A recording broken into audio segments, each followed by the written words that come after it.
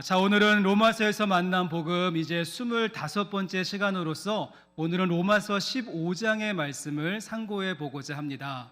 저희가 함께 보고 있는 로마서 말씀은 모두 16장의 말씀으로 구성되어져 있습니다. 그러기에 오늘 보시는 15장과 마지막 16장 말씀은 로마서 전체에 있어서 결론과 같은 말씀이라고 할 수 있죠. 특별히 마지막 장인 다음에 보시는 16장의 말씀은 이 로마 교회 성도들에게 안부 인사를 하고 또 문안을 하는 그러한 말씀들이 쭉 이어지기에 실질적으로 지금까지 보았던 로마서 말씀 스토리의 결론과 마침표는 오늘과 다음 주에 보시는 이 로마서 15장이다라고 보시면 좋습니다. 성도 여러분, 그렇다면 사도 바울은 지금까지 심혈을 기울여서 기록했던 로마서 말씀, 이 복음에 대한 메시지의 결론으로 어떠한 내용을 제시하고 있는 것일까요?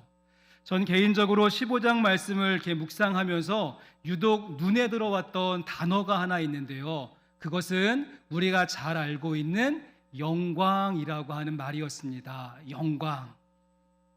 아마 신앙생활을 하신 분들은, 오래 하신 분들은 아마 이 교회 바닥에서 가장 많이 들어보신 단어가 있다면 은혜와 영광이라고 하는 말일 것입니다. 외국에 나가면요, 가장 많은 여성 이름이 그레이스하고 글로리인데요. 이 은혜와 영광, 지금까지 사도 바울은 로마서 말씀을 쭉 이어오면서 우리가 오직 은혜로 구원을 받는다, 은혜로 구원을 받는다는 사실을 지금까지 설명해 왔고, 이제 모든 로마서 말씀을 마침표를 찍는 이 순간에 영광이라고 하는 말로 로마서 말씀의 결론을 짓고 있다는 것입니다.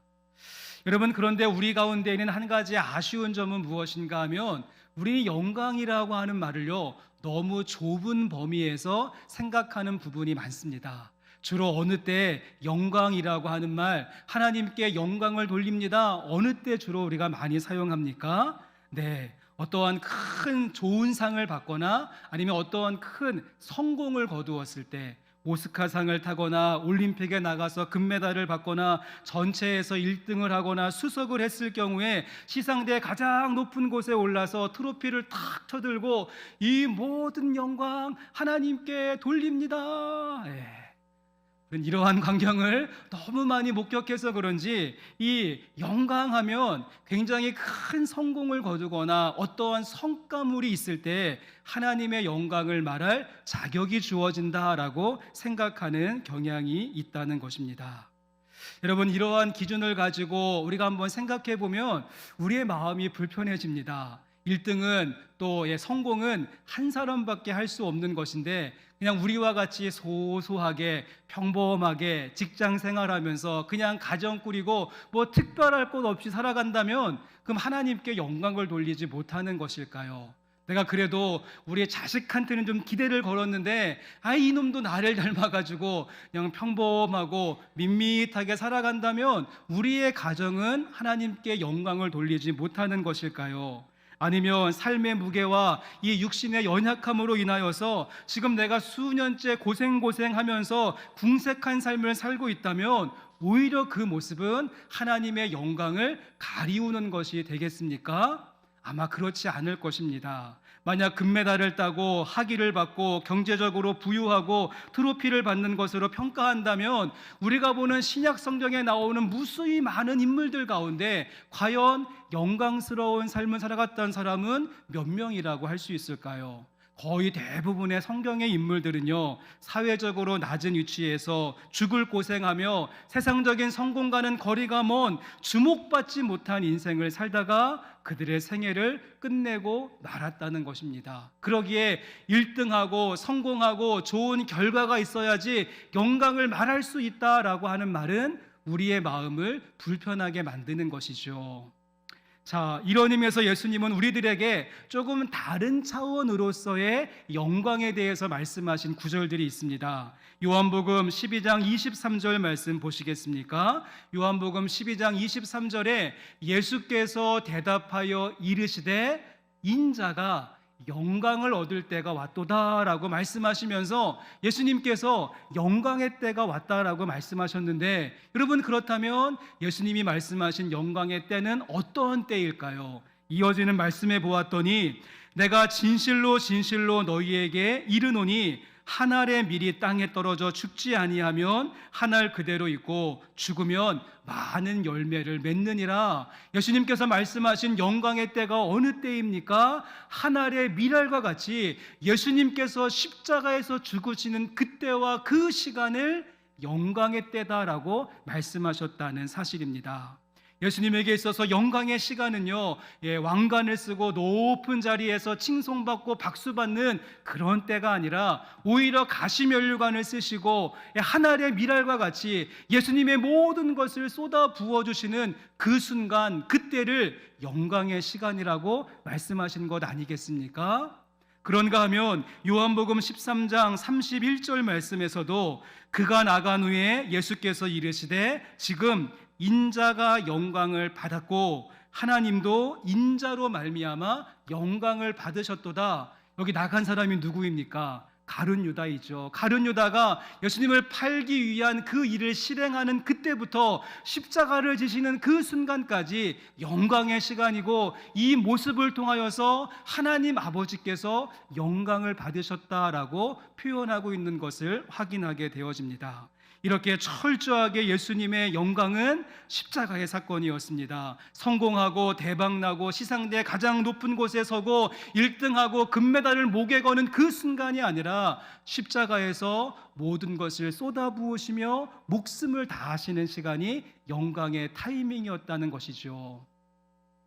여러분, 그런데 여기에도 문제가 하나 있습니다. 우리가 예수님께서 말씀하신 영광의 의미 충분하게 이해는 하겠는데, 예수님께서 말씀하신 그대로 우리가 적용하고 실천하고 이 말씀을 그대로 받아들이기에는 조금 무리가 된다는 것입니다. 예수님께서 말씀하신 영광의 내용을 우리가 액면 그대로 받아들이면요, 오늘 설교의 결론은 이렇게 끝이 나야지 맞습니다.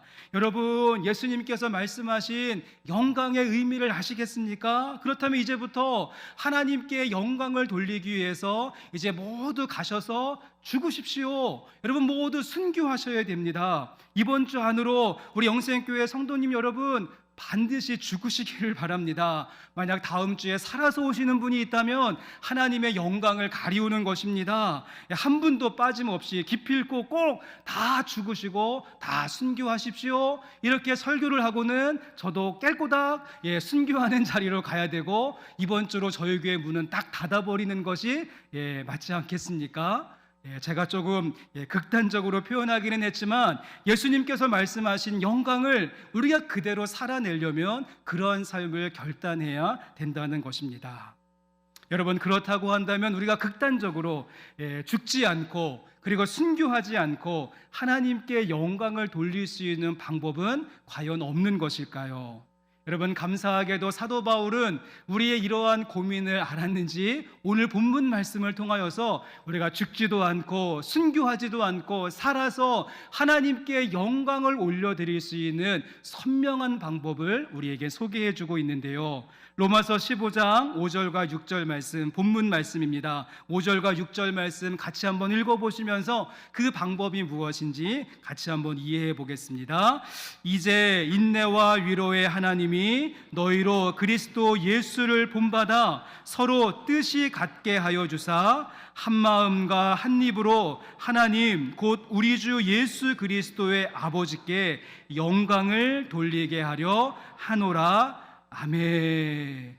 여러분, 참 다행이지 않습니까? 우리 이번 주에 죽지 않아도 괜찮고 순교하지 않아도 괜찮습니다. 우리가 살아서 하나님의 영광을 나타낼 수 있는 방법이 있는데, 저와 여러분이 한 마음과 한 뜻을 품고 우리가 같은 신앙 고백을 가지고 믿음의 공동체를 세워 나가는 모습이 하나님께 영광이 된다는 것입니다. 여러분, 지금 사도 바울은 예수님하고 똑같은 패턴을 쓰고 있습니다. 앞에서 예수님께서 영광을 말씀하실 때 하나님 아버지께 영광이 된다라고 말했던 것처럼 지금 사도 바울도 역시 하나님 아버지께 영광을 돌리게 하려 하노라. 믿음을 가지고 있는 저와 여러분이 십자가를 지는 심정을 가지고, 저와 여러분이 순교자의 영성을 가지고 서로 용납하고 품어내고 일치와 연합을 이루어내게 될 때 그 안에 하나님의 영광이 있다는 것입니다.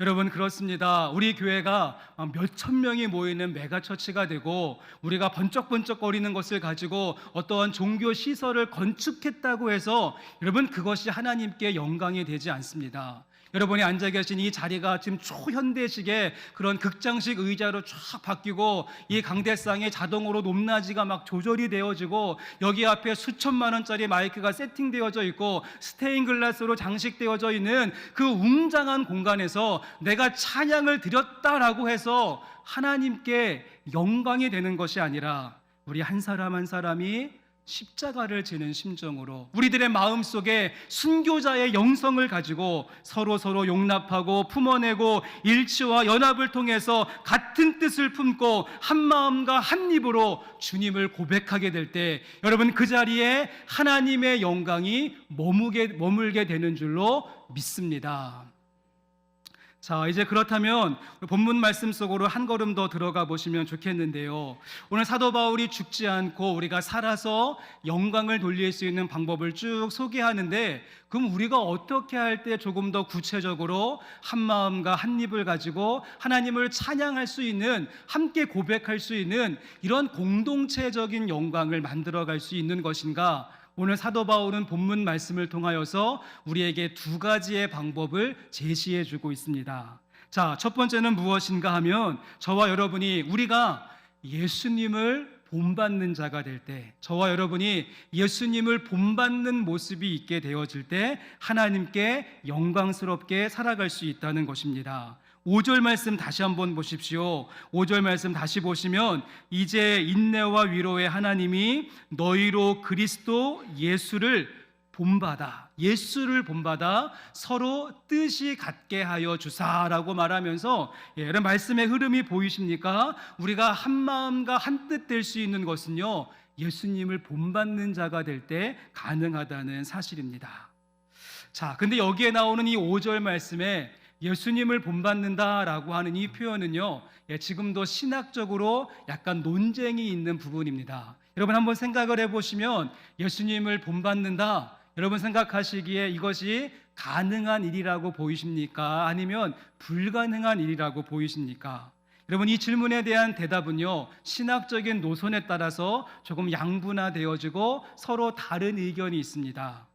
그 유명했던 로이드 존스 목사님이 돌아가시기 직전에 이제 휠체어를 타고 마지막으로 설교할 때 이러한 마지막 설교를 했습니다.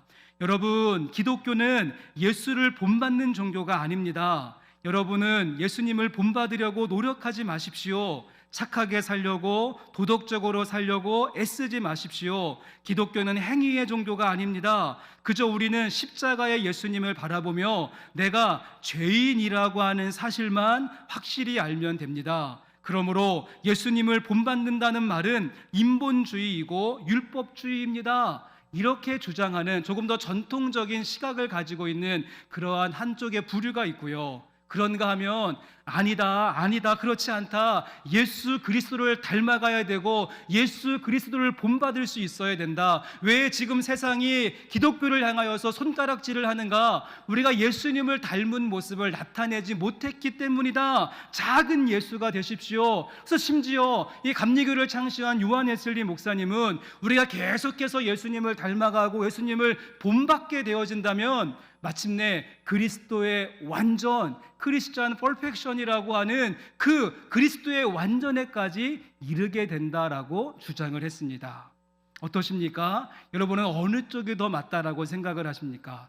아이고, 이 말을 들으면 이 말이 맞는 것 같고 또 저 말을 들으면 저 말이 맞는 것도 같고, 지금 교회 안에 이 두 가지의 의견이 다 공존되어져 있기 때문인 것이죠.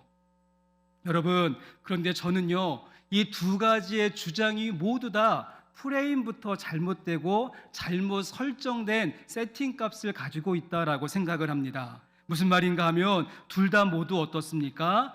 우리가 예수를 본받을 수 있다, 아니면 우리가 예수를 본받을 수 없다. 공통적인 문제는 무엇인가 하면 내가 할 수 있다와 내가 할 수 없다, 또 사람이 할 수 있다와 사람이 할 수 없다. 그 가운데 무엇이 있는 것입니까? 내가라고 하는 주체가 있는 것이 잘못된 접근법이라는 것이죠. 여러분, 그래서 이러한 의미에서 사도 바울이 무엇이라고 말합니까? 다시 한 번만 5절 말씀 보시면, 이제 인내와 위로의 하나님이 너희로 그리스도 예수를 본받아 서로 뜻이 같게 하여 주사. 이제 인내와 위로의 하나님이 너희로 그리스도 예수를 본받아서 그 다음에 서로 뜻을 같이 하게 하신다는 것입니다. 사도 바울의 포인트는요, 내가 하겠다가 아니라 인내와 위로의 하나님께서 하신다는 것입니다. 예수님을 닮아가고 본받는 것 내가 한번 해봐야지, 내가 팔을 걷어붙이고 시작하는 일도 아니고, 아이고 나는 못해 뒤로 물러설 그런 일들도 아니라 성령 하나님께서 인내하심, 위로하심 우리 가운데 부어질 때 가능한 것, 우린 그러한 하나님의 부어주심이 있게 될 때 뚜벅뚜벅 예수님을 닮아가고 본받는 삶을 살아낼 수 있다는 것입니다. 여러분, 그렇습니다. 지금 서로 다른 많은 사람들이 모이는 이 공동체 안에서 우리가 나의 인내하심을 가지고 누군가를 용납하고 품어간다. 여러분, 내가 한두 번은 인내하지만 금방 펑 하고 터지는 우리의 인내심을 가지고는 어렵습니다. 하지만 하나님의 인내하심이 우리 가운데 부어질 때 그것은 가능한 것이고요.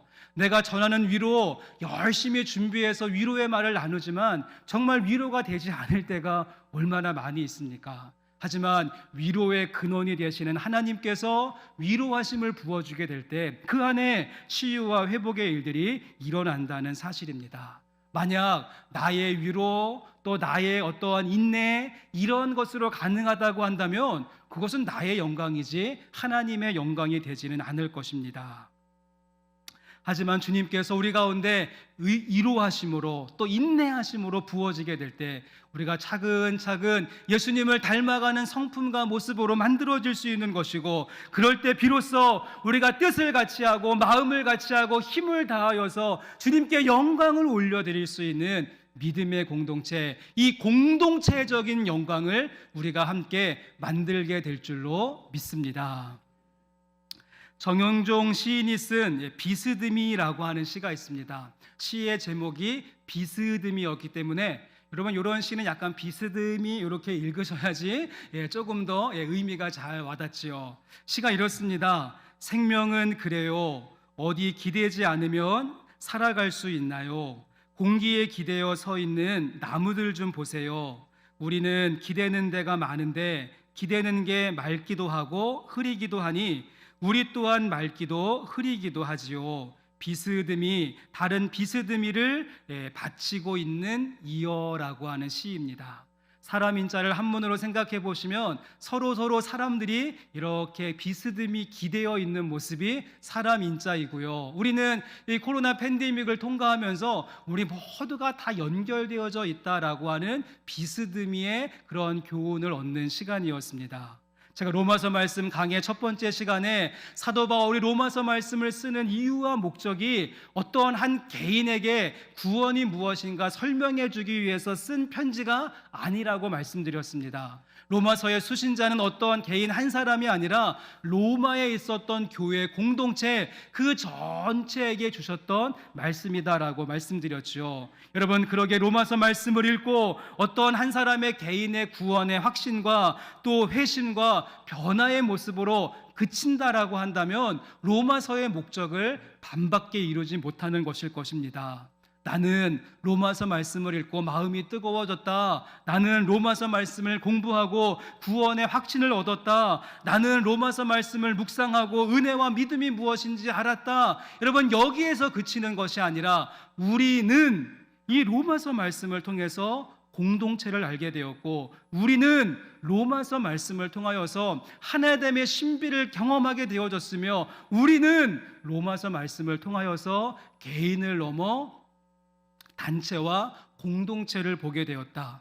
여러분, 이 단계까지는 나가야지 우리가 로마서 말씀 좀 안다라고 말할 수 있는 것 아니겠습니까? 우리 함께 예배하는 성도 여러분, 소망하기는 우리 가운데 이 로마서의 지경이 더 넓어질 수 있기를 소망합니다. 여러분, 이를 위해서 주님께서 우리에게 주님의 위로하심과 주님의 인내하심을 우리 가운데 부어주실 것입니다. 그것을 가지고 예수님을 닮아가는 자가 되시고, 그뿐만 아니라 닮아갈 뿐만 아니라 비스듬히 함께 우리가 서로 연결되어져 있는 우리 믿음의 공동체 안에서 서로 용납하고 서로 품어주며 한 마음과 한 입이 되어져서 주님을 찬송하며 나갈 수 있는 공동체적인 영광으로 주님께 올려드리는 영생교회 공동체가 될 수 있기를 주님의 이름으로 간절히 소망합니다.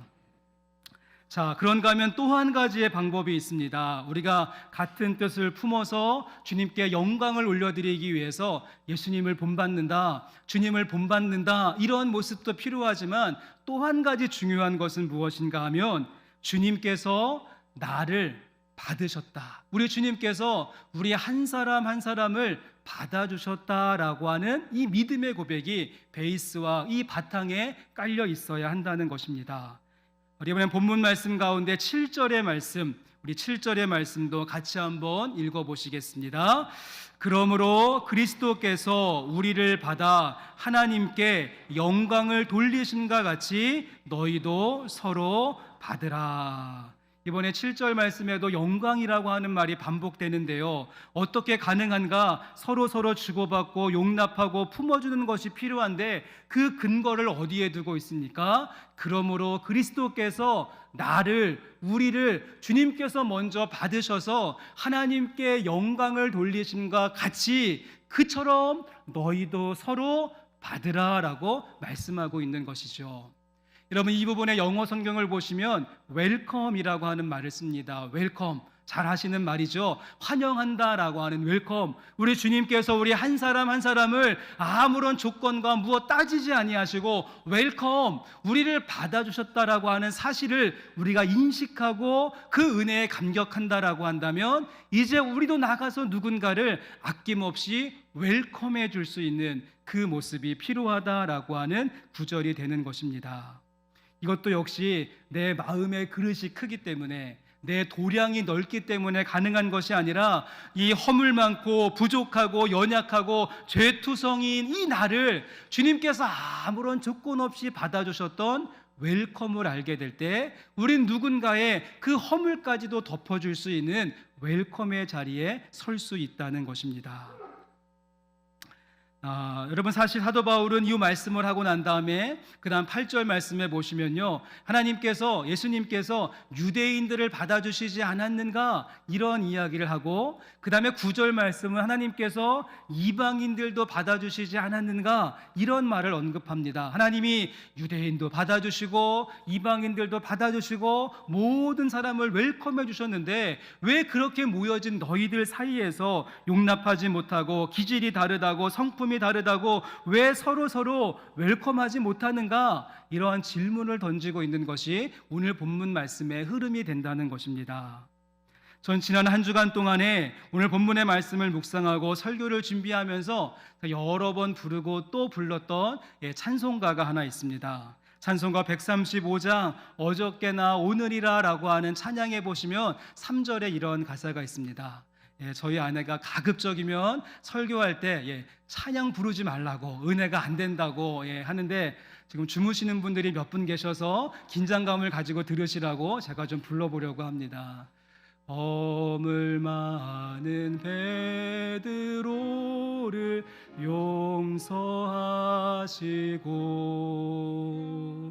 의심 많은 도마에게 확신 주시고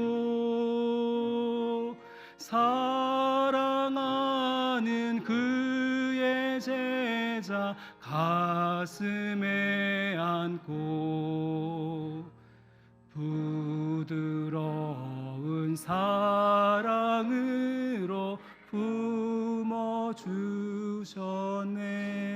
아멘. 이래서 부르지 말라고 한 겁니다. 가사에 보시면요, 허물 많은 베드로였는데 주님께서 먼저 그를 용서해 주셨고, 의심으로 가득 차 있었던 도마였는데 주님께서 먼저 확신 주셨고, 늘 사랑에 목말라 하는 제자 요한 가슴에 품고 주님께서 먼저 사랑해 주신 것, 여러분 이것이 바로 우리 예수님의 주특기가 되는 줄로 믿습니다. 이런 의미에서 저의 모습도 마찬가지였습니다. 여러분 제가 어렸을 때 별명이 무엇이었는가 하면 제 어렸을 때 별명이 엉터리 박사였습니다. 엉터리 박사. 그래서 뭔가 열심히 하기는 하는데 나중에 결과를 보면은 어딘가 문제가 있고 운전하지 못하고 쓸모없는 모습. 그래서 친구들이 야, 너 열심히 하는 박사긴 박사인데 엉터리로 한다고 엉터리 박사라고 불러주었던 것이죠. 여러분 저는 잘할 수 있는 것이 별로 없었습니다. 제가 저희 집에 가면 우리 집 아이들에게 야, 아빠 어렸을 때 공부 엄청 잘했어, 너 열심히 해야 돼, 제가 이렇게 이야기하지만 저 솔직히 공부 잘하지 못했습니다. 그래서 뭐 좋은 대학을 진학하지도 못했던 것이죠. 늘 자신감이 없었고 뒤로 숨기를 좋아했고 거절당하고 실패하는 것이 무서워서 시도조차 하지 않았던 저의 모습, 낮은 자존감과 열등감을 가지고 늘 힘겨워했었던, 그래서 어렸을 때 저는 꿈도 없고 되고 싶은 것도 없는 그런 모습이었습니다. 만약 주님께서 누군가를 선택하실 때 자격을 보시고 조건을 따지시고 실력을 체크했다라고 한다면 저는 아마 일바따로 탈락될 사람이었을 것입니다. 여러분 그런데 우리 주님의 주특기가 무엇이라고요? 그 허물 많았던 베드로 용서하시고 의심 많았던 도마에게 확신 주시고 사랑에 목말라 했었던 요한을 품어주시는 것이 우리 주님의 주특기였기 때문에 저 같은 사람도 아무런 조건과 묻지도 않고 따지지도 않으시면서 보험회사도 아닌데 그와 같은 모습으로 저를 받아주셨다는 사실입니다. 여러분 함께 예배하는 성도 여러분, 여러분에게도 저와 같은 동일한 고백과 그러한 간증과 그러한 소감이 있다라고 한다면, 우리가 먼저 주님께 나를 웰컴하고 받아주시지 않았다라고 한다면 내 인생 여전히 혼미한 곳에 있을 것 같습니다. 이것이 여러분의 소감이고 여러분의 간증이시라고 한다면 여러분이 7절 말씀을 더욱더 넓은 범위에서 실천하고 적용하실 수 있는 저와 여러분이 되셨으면 좋겠습니다. 우리를 웰컴해 주신 그 사랑을 가지고 여러분 가정에서뿐만 아니라 교회에서뿐만 아니라 여러분의 일터와 직장에서 여러분의 삶터에서 또 우리가 비스듬히 살고 있는 수많은 사람들 앞에서 그들을 웰컴하고 받아주며 주님께 영광 올려드릴 수 있는 저와 여러분의 모습, 그러므로 그리스도께서 우리를 받아 하나님께 영광을 돌리심과 같이 너희도 서로 받으라. 이 말씀이 여러분의 새로운 한 주의 삶 속에 레마의 말씀이 되실 수 있기를 주님의 이름으로 간절히 소망합니다. 이제 말씀을 마치려고 합니다. 저희가 오늘은 이 사도 바울의 로마서 말씀에 마침표로 찍고 있는 하나의 결론으로 삼고 있는 이 영광이라고 하는 말을 같이 한번 생각해 보셨는데요. 이제 마지막으로 이 영광이라고 하는 말의 헬라어를 소개해 드리고 오늘 말씀을 마치겠습니다. 여러분 영광이 헬라어로 무엇인가 하면 아마 들으시면 쉽게 잊어버리지 않으실 텐데요. 영광이 헬라어로 독사입니다. 독사. 쉽죠? 독을 가진 뱀이라는 뜻이 아니라 그 발음이 독사입니다. 독사. 그리고 그 뜻이 무엇인가 하면 빛남, 높음, 중요함, 그런 뜻을 가지고 있는 것이죠. 사람들의 마음속에는요, 내가 가장 빛나고 싶고 내가 가장 높은 자리에 있고 싶고 내가 가장 중요한 것을 차지하고 싶은 그 욕망과 그 갈망이 우리 가운데 있는데, 여러분 진정한 영광, 독사는 무엇인가 하면 가장 빛나는 자리 주님의 것입니다. 가장 중요한 위치 우리 주님의 위치입니다. 가장 높은 보좌 우리 주님의 것입니다. 내어드리는 것이, 그렇게 살아가는 것이 바로 사순절 순례길을 걷는 신자의 모습이고 주님께 영광을 올려드리는 그런 우리들의 본분이 된다는 것입니다. 나라와 권세와 영광이 아버지께 영원히 있사옵나이다. 고백하시는 성도 여러분, 예수님을 본받는 자가 되십시오. 본받아서 누군가를 품어낼 수 있고 비스듬히 살고 있는 모든 사람들에게 주님께 나를 웰컴하셨던 것처럼 여러분도 웰컴의 은혜를 가지고 품고 섬기고 나아가며 주님께 영광 올려드릴 수 있는 저와 여러분, 우리 모두의 모습이 될 수 있기를 주님의 이름으로 간절히 축원합니다. 찬양팀 나와주시고 우리 함께 주님 큰 영광 받으소서 오늘 말씀 기억하시면서 영광과 존귀와 능력 우리의 삶 속에서 받아주옵소서. 우리 찬송 드리시고 함께 기도하는 시간 갖도록 하겠습니다.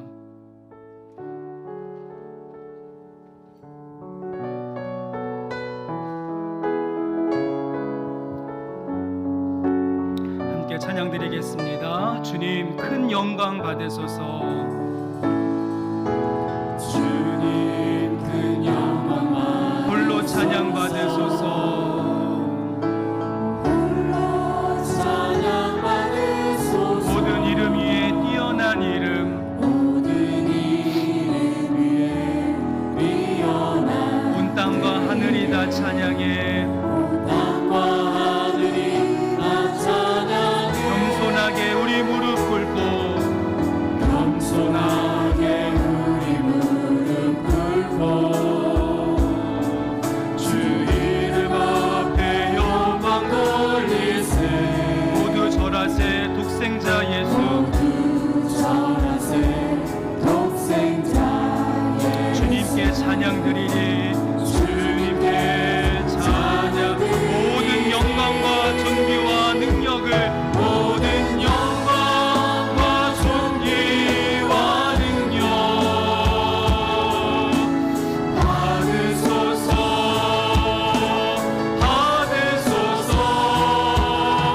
영광과 존귀와 능력 아멘. 네, 받으소서. 받으소서.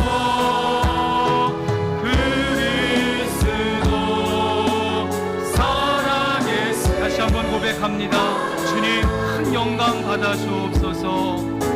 주님 큰 영광 받으소서. 홀로 찬양 받으소서. 모든 이름 위에 뛰어난 그 이름 모든 이름 위에 뛰어난 온 땅과 하늘이 다 찬양합니다. 온 땅과 하늘이 다 찬양해. 겸손하게 주님 앞에 무릎 꿇고 겸손하게 우리 무릎 꿇고 주 이름 앞에 영광 돌리세. 아멘. 모두 전하세 독생자 예수. 주님께 찬양 드리니 모든 영광과 모든 영광과 존귀와 능력 아멘. 받으소서. 받으소서. 영광과 존귀와 능력 아버지 받으소서. 받으소서. 그리스도 우리 마지막 고백합니다. 모든 영광과 존귀와 능력 모든 영광과 존귀와 능력 주님 받으시옵소서. 받으소서. 받으소서. 영광과 존귀와 능력 받으소서. 받으소서. 그리스도 살아계신 하나님. 여러분 그렇습니다. 우리가 꼭 1등을 하지 않아도 내가 금메달을 따지 않아도 내가 큰 성공을 거두지 않아도 괜찮습니다. 아니면 내가 이 시간 죽고 순교하지 않아도 괜찮습니다. 우리가 살아서 내 주어진 삶의 환경 속에서 주님께 영광을 올려드릴 수 있는 방법이 있는데 내가 예수님을 본받는 자가 되어지고 내가 누군가를 용납하고 웰컴할 수 있는 마음이 있고 그 마음을 가지고 한 입과 한 입술로 주님을 찬양하게 되어질 때 여러분 그 자리 가운데 주님의 영광이 함께하는 줄로 믿습니다. 주님, 내 인생의 가장 높은 보좌, 가장 중요한 이치, 가장 빛나는 부분 주님께 내어드리오니 내 삶을 통하여서 독사 영광을 받아 주옵소서. 우리 이러한 기도 제목을 가지고 함께 이 시간 통성으로 기도하며 나가겠습니다. 주님 감사합니다. 오늘도 주신 말씀을 통하여서 우리를 부르시고 인도해 주시는 하나님 아버지, 모든 영광과 존귀와 능력 주님께 내어드리며 나갑니다. 내가 성공을 거두지 않는다라고 할지라도, 내가 이 시간 이 자리에서 내 삶을 온전하게 불태우지 않는다라고 할지라도 주님, 내가 주님께 영광과 존귀와 능력을 주님께 내어드리며 기쁨과 감사함으로 나아갈 수 있기를 원합니다. 하나님, 우리에게 은혜를 더하여 주시고 더욱더 소망 가운데 우리의 마음을 다시 한번 주님께 드리며 나가오니 우리의 심령을 새롭게 하여 주시옵소서. 오늘도 충만하신 주님의 은혜와 말씀으로 우리의 삶을 인도하여 주시옵소서. 다시 한번 이 시간 기도하기를 원합니다. 우리 몸이 아프시거나 마음이 무너지시고 또 어려움의 형편 가지고 주님 앞에 나오신 분들 계시다면 여러분 그 문제를 가지고 주님께 기도하시기를 바라고, 그런 간절한 기도의 제목을 가지고 우리가 이번에 사순절 세일의 새벽 기도회로 나가겠사오니 응답하시는 주님, 고치시는 주님, 회복하게 하시는 주님, 새롭게 창조하시는 주님의 역사로 우리 가운데 임하여 주시옵소서. 우리가 아픈 부에 손을 얹고 기도합니다. 주님의 능력이 이 예배 시간 가운데 임하여 주옵소서. 다시 한번 통성으로 기도하며 나가겠습니다. 하나님, 우리의 삶을 인도해 주시는 하나님 아버지, 우리의 아픈 부위를, 우리 아버지 무너진 삶의 부분들, 우리의 지경을 가지고 나갑니다. 하나님, 이번 사순절 세일의 새벽 안에 우리 아버지 문제를 가지고 주님께 기도하며 간구하며 나가겠사오니 우리를 고치시고 치료하시며 우리의 삶을 새롭게 해주시는 하나님 아버지, 치유와 회복과 권능과 놀라운 능력으로 우리의 삶을 새롭게 해주시고 영광 받으시는 시간들 되어질 수 있도록 우리가 더욱더 간절함으로, 더욱더 충만함으로 주님의 뜻과 하나님의 은혜를 구하며 나갈 수 있도록 하나님, 우리의 삶을 새롭게 하여 주시옵소서. 아버지, 그래서 우리의 삶이 주님의 뜻을 이루는 시간들 되어질 수 있도록 인도해 주시고 하루하루 주님의 은혜를 구하며 말씀 가운데, 은혜 가운데 기쁨과 감사함으로 서게 하여 주시고, 내가 아버지 아픈 몸을 통하여서 고치시고 치료하시고 회복하게 하시는 주님의 놀라운 능력이 우리의 삶 가운데 임하는 거룩한 시간 되도록 하나님 역사하여 주시옵소서. 우리의 삶을 통하여서 온전하게 하여 주시고 하루하루 주님의 기쁨 속에 들어갈 수 있도록 인도하여 주시옵소서. 하나님 아버지, 우리가 아픈 부위에 손을 얹고 주님의 영광과 존귀와 능력을 선포하며 이 시간 기도하였습니다. 우리의 연약함을 아시고 우리의 부족함을 아시지만 그 모든 것 그냥 받아주신 주님의 은혜를 압니다. 허물 많았던 베드로 용서하시고, 그리고 의심 많았던 도마를 확신 주시고, 또 사랑에 목말라 했었던 요한을 품으셨던 그 은혜로 다시 한번 우리를 품어 주시옵소서. 주님의 품 안에서 회복을 맛보게 하시고 새로워짐을 경험하게 하시고 재창조되어지는 주님의 창조의 역사를 우리의 몸과 우리의 마음과 우리의 삶과 우리의 환경 가운데 베풀어 주시옵소서. 이제 그런 은혜를 가지고 내가 누군가를 웰컴할 수 있는 자리로 나갑니다. 주님을 본받는 자가 되기를 원합니다. 사순절 여정을 통하여서 더욱더 주님을 닮아갈 수 있도록 인도해 주시고 우리가 마침내 그리스도의 완전을 경험할 수 있는 주의 백성들로 우리를 삼아 주시옵소서. 모든 영광과 존귀와 능력 주님께 드리며 우리의 인생의 가장 높은 자리, 가장 빛나는 자리, 가장 중요한 자리 주님께 내어드리오니 우리의 삶을 통치하시고 다스려 주옵소서. 거룩하신 예수님의 이름으로 감사하며 기도합니다. 아멘.